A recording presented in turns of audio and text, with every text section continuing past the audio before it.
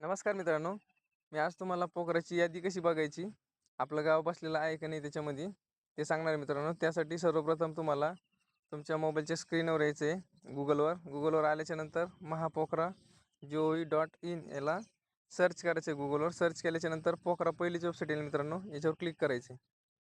Click केल्याच्यानंतर तुम्हाला असा डॅशबोर्ड दिसेल मित्रांनो. जर तुम्हाला असा डॅशबोर्ड नाही दिसला तर इकडे साईडला यायचं मित्रांनो. हे बघा, हे साईड 3 डॉटवर क्लिक करायचं, त्याच्यानंतर डेस्कटॉप साईटवर क्लिक करायचं, त्याच्यानंतर तुम्हाला पूर्ण डॅशबोर्ड दिसेल. त्यानंतर याला कट करून टाकायचं. कट केल्याच्यानंतर मित्रांनो याला झूम करता येत असलं तर बघा तुमच्या मोबाईलमध्ये झूम करायचं.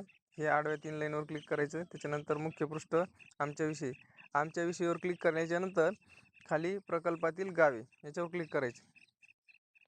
याच्यावर क्लिक केल्याच्यानंतर बघा जिल्हा निवडा, जिल्ह्यावर क्लिक करायचं. आता मी जालना जिल्ह्यामध्ये राहतो, जालना जिल्हा निवडला. त्याच्यानंतर माझं सब डिव्हिजनसुद्धा जालनाच आहे. त्यानंतर तालुका जालना. आता बघा हे निवडून घेतल्याच्यानंतर गावची यादी याच्यावर क्लिक करायचं.